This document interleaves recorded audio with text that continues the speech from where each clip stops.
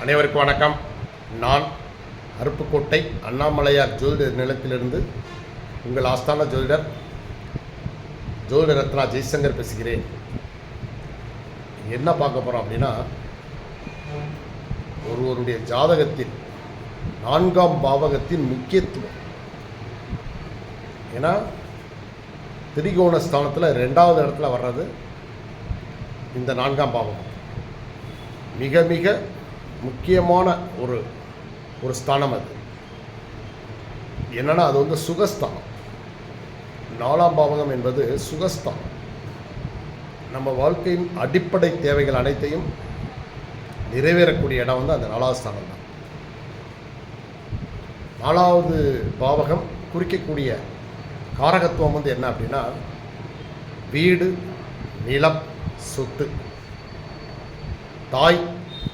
தாயாரின் உடல் நலம், தாய் வழி உறவுகள், கல்வி அப்படின்னா அடிப்படை கல்வி மற்றும் உயர்கல்வி.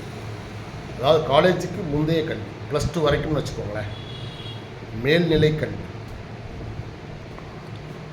அடுத்து மனசு சம்பந்தப்பட்ட மன நிம்மதி, உள் சுகம். இப்போ வந்து சுகம், நம்ம அடையக்கூடிய சுகம் வந்து இந்த 4வது ஸ்தானம். இது நல்லா இருந்தால் தான் நமக்கு அனைத்து விதமான சுகங்களும் கிடைக்கும். அதனால் இந்த 4வது ஸ்தானம் வந்து ரொம்ப முக்கியமானது. சரிங்களா? அடுத்து மேற்கொண்டு அசையும் அசையாத, அதாவது கார், வாகனங்கள், அப்புறம் வந்து நகைகள், அணிகலன்கள், ஆடைகள். அப்போ இது எல்லாமே இந்த 4வது ஸ்தானத்தை தான், அதில் சுகஸ்தானத்தில் தான் இருக்குது. அப்புறம் நம்ம மனசுக்கு நிம்மதி தரக்கூடிய அத்தனை விஷயங்களும் இந்த 4ஆம் பாவகம் தான் குறிக்குது. ஸோ அதனால் இந்த 4ஆம் பாவகம் மிக மிக முக்கியம் ஒரு மனுஷனுக்கு. 4ஆம் பாவகம் நன்றாக அமைந்துவிட்டால் அவர் வாழ்நாள் முழுவதும் அனைத்து சுகங்களையும் அனுபவிப்பார். சரி, இப்போ 4ஆம் பாவகத்தை, இப்போ நம்ம ஜாதகத்தை நீங்கள் கையில் வச்சுக்கிறீங்க. இது நமக்கு பலமாக இருக்கா இல்லையாங்கிறத நம்ம எப்படி தெரிஞ்சுக்கிறது அப்படின்னா, அதுக்கு வந்து 3 விதமான காரகத்துவங்களை நம்ம கையில் எடுத்துக்கணும். ஒன்று, ஏன்னா ஒவ்வொருத்தருக்கும் ராசி, லக்கணம் எல்லாம் மாறி மாறி மாறும் இல்லையா? அப்போ உங்கள் லக்கணத்திலிருந்து 4ஆம் பாவகம் எந்த ராசியாக வருதுன்னு பாருங்கள். அந்த ராசிக்குன்னு சில காரகத்துவங்கள் இருக்குது. அதாவது சரராசி, ஸ்திரராசி, உபயராசி. சரராசிக்காரங்க வந்து எப்பையும் சுறுசுறுப்பாக படபடன்னு ஓடிட்டே இருப்பாங்க, சும்மா வந்து பட்டாசு வெடித்த மாதிரி. ஸ்திர ராசிக்காரங்கள் அமைதியாக இருந்து காரியத்தை சாதிப்பாங்க. உபய ராசிக்காரங்க இங்கிட்டும் இருப்பாங்க, அங்கிட்டும் இருப்பாங்க. இந்த 3 விதமான கேரக்டரில் அந்த ராசி அமையும். அதனால் அந்த ராசிக்காரத்துவம், இப்போ உங்களுடைய லக்கணம் எந்த லக்கணமோ அந்த லக்கணத்திலேருந்து 4ஆம் இடம் உங்கள் ஒரு ராசி இருக்கும் இல்லையா, அந்த ராசி அது என்ன ராசி? அந்த ராசிக்கு அதிபதி கிரகம் யார்? அவருடைய காரகத்துவம் என்ன? ஒன்று. இரண்டாவதாக, அந்த 4ஆம் பாவகத்தில் நிற்கக்கூடிய கிரகம் என்ன? அதுவும் சில காரகத்துவங்களை அந்த 4ஆம் பாவகத்துக்கு கொடுக்கும், அந்த ஜாதகருக்கு கொடுக்கும். இப்போ அந்த 4ஆம் பாவகம் என்பது ஏதாவது ஒரு கிரகத்துக்கு உச்ச வீடாகவோ, ஆட்சி வீடாகவோ, அல்லது குரு இந்த மாதிரி சுப கிரகங்கள் பார்வையிலோ, அல்லது அந்த கிரகம் லக்கணத்திற்கு சுபராகவோ, ஏன்னா அப்போ இந்த மாதிரி இருந்தால், பரிவர்த்தனை பெற்றோ அல்லது வர்க்கோத்தமம் அடைந்தோ பலமாக இருந்தால், அது அந்த ஜாதகருக்கு அனைத்து விதமான சுகங்களையும் வாரி வழங்கும். சரிங்களா? அடுத்தபடியாக இன்னொன்று, 4ஆம் பாவத்தை தான் இப்போ நம்ம ஆராயிரோம். ஃபஸ்ட்டு ராசி என்ன ராசி, அந்த ராசி காரகத்துவம். 2வது அந்த 4ஆம் பாவகத்தில் இருக்கக்கூடிய கிரகத்தின் காரகத்துவம். 3ஆவதாக, சரிங்களா, அந்த பாவகத்தில், அதாவது அந்த பாவக அதிபதி நம்ம சொல்கிறோம் இல்லையா, அந்த பாவக அதிபதியுடைய காரகத்துவம். அவர் எந்த கிரகம், இன்னொன்று அந்த அந்த அதிபதினு பார்த்துட்டோம். இப்போ அந்த பாவகத்திற்கான அதிபதி கிரகம்னு ஒன்று இருக்குல்ல, அப்போ அந்த கிரகத்தினுடைய காரகத்துவம் நம்ம தெரிஞ்சுக்கணும். அப்போது இப்போ வந்து வரிசையாக பார்ப்போம், அப்போ தான் புரியும். இப்போ உதாரணமாக இப்போ கல்வி, இப்போ வந்து இதில் வந்து அந்த 4ஆம் பாவகத்தில் நம்ம நிறைய பார்த்தோம். நிலம், தாய், கல்வி, அப்புறம் வந்து மனசு, அனைத்து விதமான சுகம், மனசுக்கு நிம்மதி எல்லாமே அதில் பார்த்தோம் இல்லையா. இது எல்லாமே அந்த 4ஆம் பாவத்துக்குரிய பாவக காரகத்துவம். இப்போ உதாரணமாக கல்வின்னு எடுத்தோம்னு வச்சுக்கோங்களேன். கல்வியில் இப்போ அந்த ராசி வந்து சரராசியாக இருந்தால் இந்த ஜாதகர் எதுலேயுமே ரொம்ப ஸ்பீடாக இருப்பார், படன்னு இருப்பார், மனப்பாடம் பண்ணி அதாவது விழுந்து படிப்பாருன்னு வைங்களேன். ஸ்திர ராசிக்காரங்களாக இருந்துச்சுன்னு வச்சுக்கோங்க, அவங்க வந்து ஒரு மீடியமாக படிப்பாங்க. ஆனால் வந்து படித்தா மனசில் தரும். ஒரு தடவை பார்த்தாலே போதும், படித்தாலே போதும், ஓயாமல் படிக்கணும்னு அவசியம் இல்லை அவங்களுக்கு. ஒரு தடவை பார்த்தா படித்தாலே போதும், நல்லா மனசில் தரும். உபயராசிக்காரங்களுக்கு படித்தா மறந்து போயிடும், படிக்கலைன்னா சரியாக எழுத மாட்டாங்க, இப்படி மாறி. ஸோ அதனால் இவங்க வந்து அந்த சூழ்நிலைக்கு தகுந்த மாதிரி மட்டும் படிப்பாங்க. தேர்வு சமயத்தில் விழுந்து படிப்பாங்க, மற்ற நேரம் விளையாண்டுக்கிட்டே இருப்பாங்க. ஸோ இப்படி காரகத்துவங்கள் இருக்கும். அப்போ அந்த 4ஆம் பாவத்தில் கல்விக்குன்னு பார்த்தோம் அப்படின்னா அது ராசி காரகத்துவம். இப்போ அந்த கல்விக்காரகன் யார் அப்படின்னு பார்த்தா புதன். அந்த ஜாதகத்தில் புதன் எங்கே இருக்காருன்னு பாருங்கள். அவர் 4ஆம் இடத்துல தான் இருக்கணும்னு அவசியமே இல்லை, அவர் எந்த இடத்துலனாலும் இருக்கட்டும். ஆனால் அவர் ஆட்சியாகவோ உச்சமாகவோ அல்லது சுபக்கிரகங்களின் பார்வையாகவோ அல்லது லக்னத்துக்கு சுபர் வீட்டிலோ இப்படி நிற்கிறார்னு வைங்களேன், இந்த ஜாதகர் கல்வியில் சிறந்து விளங்குவார். சும்மா எல்லா விதமான, அதாவது அடிப்படை கல்வி, உயர்கல்வி, மேல்நிலை கல்வி, காலேஜு, உயர்கல்வி, மிக உயர்ந்த கல்வி, எல்லாத்தையுமே இவர் வந்து லேசாக அசால்ட்டாக படிச்சுடுவார். நம்ம நிறைய வீடுகளில் பார்க்குறோம், சாதாரண எளிமையான குடும்பத்தில் இருப்பாங்க, ஆனால் மாஸ்டர் டிகிரி படிக்கிறாங்க இல்லையா. யார் கேட்டால் நான் எம்எஸ்சி படிச்சிருக்கேன், இப்போது பிஹெச்டி பண்ணிகிட்ருக்கேன் அல்லது எம்ஃபில் பண்ணிகிட்ருக்கேன்னு அவங்க வீட்டில் அதை படிக்க வச்சுக்கிட்டு இருப்பாங்க. காரணம் வந்து அந்த ஜாதகருக்கு 4ஆம் இடத்தில் அந்த சுபக்கிரகமோ அல்லது புதன் மிக நல்ல இடத்துல இருப்பாங்க. ஸோ அதனால் இவங்க கல்வியில் சிறந்து விளங்குவாங்க. அடுத்தபடியாக இப்போ வந்து சொத்தை பார்க்குறோம். சொத்துக்கு அதிபதி செவ்வாய், வீடு, நிலம், பிற சொத்துக்கள். அப்போ இந்த இடத்துல நம்ம செவ்வாய் பலமாக இருக்கிறாரா? 4ஆம் பாவகம் பார்த்துட்டோம். அதில் வந்து பெரும்பாலும் ஸ்திர லக்னம், ஸ்திர ராசிகளாக இருந்தால் இவங்க வாங்குகிற சொத்து நீண்ட நாள் இவங்க கைவசம் இருக்கும், பல தலைமுறைகளுக்கு நிற்கும். சரராசிகளாக இருந்தால் ஒரு குறிப்பிட்ட ஆண்டுகள், ஆண்டுகளுக்கு பிறகு அது கை மாறிக்கிட்டே போயிடும். நிறைய வாங்குவாங்க விற்பாங்க அப்படி இருப்பாங்க. சரிங்களா? உபயராசிக்காரங்களாக இருந்தால் பாதி சொத்தை கையில் வச்சுக்கிடுவாங்க, பாதியை வந்து என்ன செய்வாங்க, கை மாற்றிக்கிட்டே இருக்கும். ரெண்டும் கலந்தது உபயராசி. சரிங்களா? ஆனால் சரராசிக்காரங்க வந்து ஏதோ ஒன்றை மட்டும் கையில் வச்சுக்கிட்டு மிச்சத்தை பூரா அப்படியே கை மாற்றிக்கிட்டே இருப்பாங்க. சொத்துக்கு அதிபதி செவ்வாய், அவர் எப்படி பலமாக இருக்கிறாரான்னு பார்க்கணும். அவர் வலுவாக இருந்தால் வீடு, வாசல், நிலம் எல்லாமே நிலப்புலன்கள் அனைத்து அமையும். சரி, தாயாரை பற்றி பார்க்குறோம். ஏன்னா 4ஆவது பாவகம், இப்போ நான் சொல்கிற எல்லாமே 4ஆம் பாவத்துடைய காரகத்துவம். இப்போ தாயாரை பார்க்கணும் அப்படின்னா நம்ம முதல்ல யாரை பார்க்கணும்னா சந்திரன். அவர் தான் தாய்க்காரன். சந்திரன் எப்படி இருக்கார்? அவர் நல்ல வலுவாக இருந்தால் அப்போ ஜாதகரின் தாய் உடல் நலமாக இருக்கட்டும், அவங்களுடைய அந்த குடும்பத்தில் ஆதிக்கம் செலுத்துகிறதா இருக்கட்டும், மிக நன்றாக இருக்கும். அந்த நிற்கக்கூடிய ராசியை பொறுத்து இருக்கு.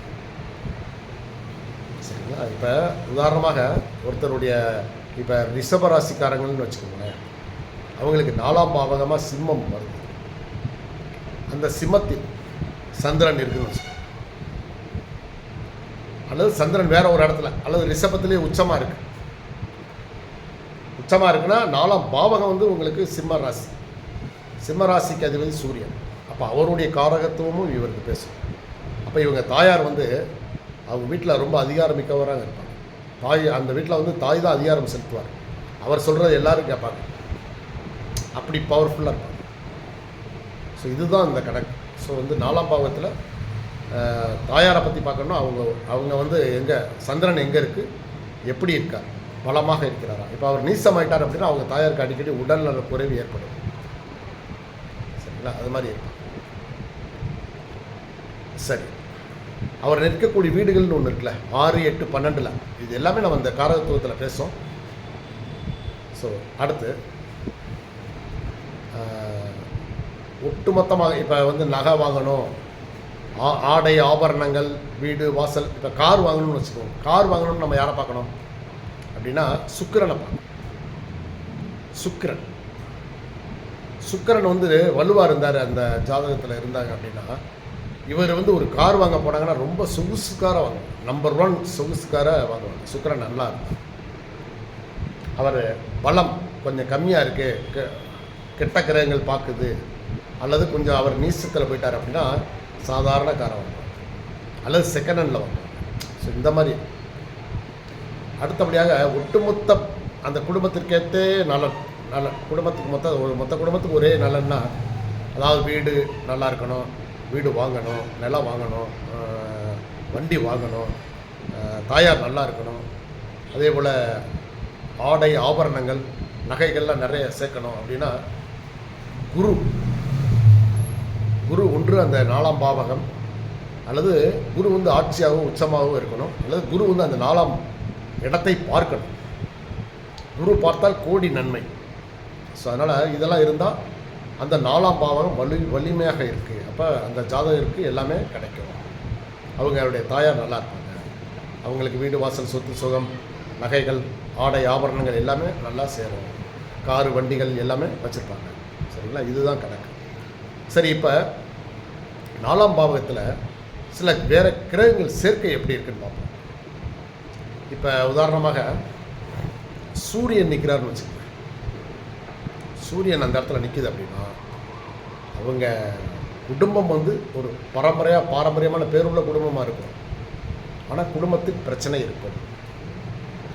தாயாருக்கும் தந்தைக்கும் ஒத்து போகாது. சரிங்களா, சரி, சந்திரன் நிற்கிறாருன்னு இப்போ அந்த இடத்துல வந்து சந்திரன் நிற்குது அப்படின்னா அந்த குடும்பத்தில் தாய் ஆதிக்கம் செலுத்துவார். ஆனால் என்ன அப்படின்னா அவர் வந்து எப்படி நிற்கிறாருங்கிறத வச்சு தான். ஆட்சியாக ஏதாவது உச்சமாக இருந்தால் பரவாயில்ல, ஒரு நீசமாக அல்லது கெட்ட கிரகங்களை பார்த்தா தாய்க்கு அடிக்கடி உடல்நல குறைவு ஏற்படும் சந்திரன் இருந்தால். ஆனால் வந்து என்னென்னா தாய் வழியில் சொத்துக்கள் வரும். இவங்களுக்கு வந்து தாய் சொத்துக்கள் கிடைக்கும். தாய் கொஞ்சம் வசதியான வீட்டுக்காரங்களாக இருப்பாங்க. அவங்க வழியில் சொத்து அல்லது நகைகள் பணம் இதெல்லாம் கிடைக்கும். சரிங்களா, ஓகே.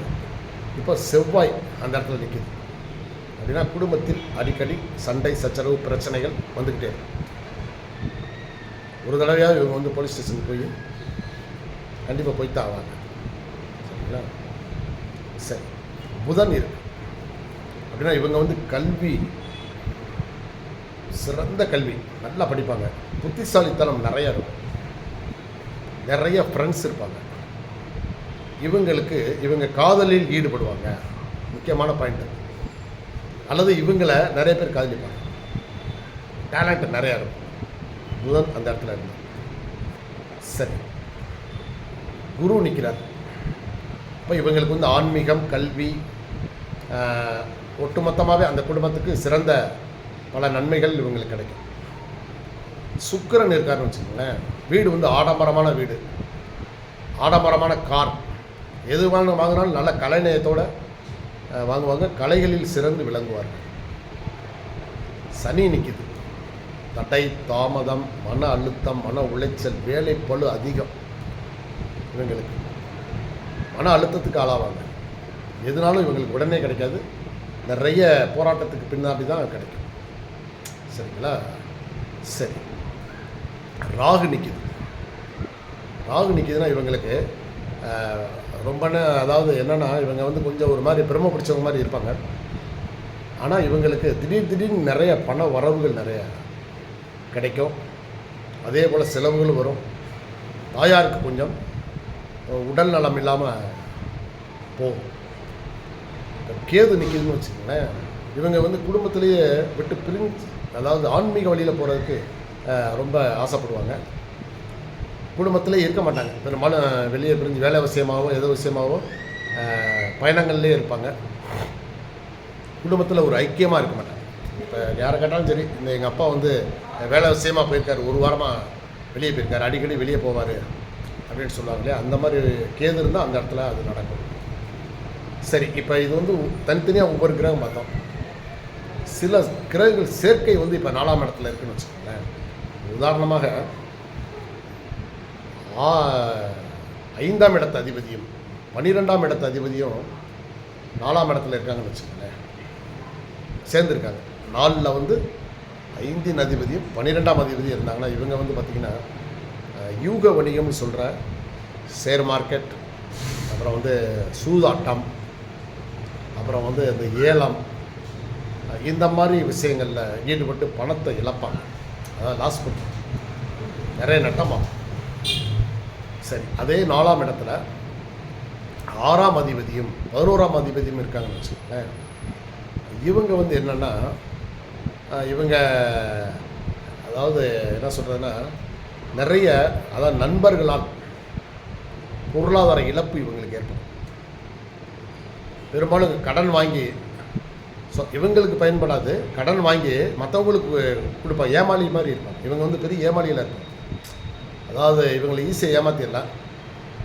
இவங்க வந்து இவங்க பேரில் கடனை வாங்கி நண்பர்களுக்கும் உறவினர்களுக்கும் இறப்பாங்க. தேவையில்லாமல் பணத்தை வாரி இறப்பாங்க. சரிங்களா? இவங்க கையில் காசு அவ்வளோவா தங்காது. இவங்க எது வாங்கினாலும் லோன் போட்டு தான் வாங்குவாங்க. சரி, அதே 4ஆம் இடத்துல சரிங்களா 7ஆம் அதிபதியும் 10ஆம் அதிபதியும் இருக்காங்கன்னு வச்சுக்கோங்க. இவங்களுக்கு வந்து என்ன நடக்கும் அப்படின்னா, இவங்க வீட்டில் தாயார் அல்லது மனைவி பேரில் ஒரு தொழில் நிறுவனம் நடத்துனாங்கன்னா அது ஓஹோன்னு ஓடும், மிக சிறப்பான முறையில் ஓடும். அதே போல் நண்பர்களால் கூட்டு தொழில் பார்ட்னர்ஷிப், அதுவும் இவங்களுக்கு பிரமாதமாக இருக்கும். இது சிறப்பு. 7இன் அதிபதி 10ஆம் அதிபதி அந்த 4ஆம் வீட்டில் இருந்தாங்கன்னா. சரி, 8ஆம் அதிபதியும் 9ஆம் அதிபதியும் அந்த வீட்டில் இருக்காங்கன்னு வச்சுக்கோங்களேன். இவங்களுக்கு எப்படின்னா திடீர்னு பண யோகம், பண வரவு, புதையல் மாதிரி முன்னாடி எங்கேயோ வச்சு காணா போயிருக்கோம், அது திடீர்னு இவங்க கண்ணில் சிக்கும். அப்போ லட்சக்கணக்கில் கிடைக்கும். அதே போல் திடீர் பணம் வரும், லாட்ரி சீட்டு, புதையல், உயில் சொத்துக்கள், கோர்ட்டு கேஸ் ரொம்ப வருஷமாக நடந்துகிட்டே இருக்கும், அது இவங்களுக்கு சாதகமாக தீர்ப்பு வரும். அதாவது இவங்க பரம்பரையிலே கூட ஒரு சில நேரம்லாம் கேஸ் 30 வருஷம் 40 வருஷம் நடக்கும்.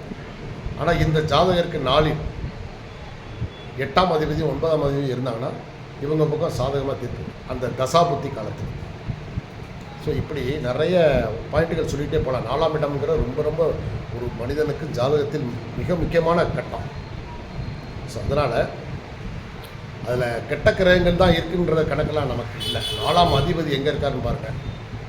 சப்போஸ் அதில் வந்து கெட்ட கிரகங்கள் இருக்குது, ராகு நிற்குது, எதுனாலும் அதை பற்றி கவலை இல்லை.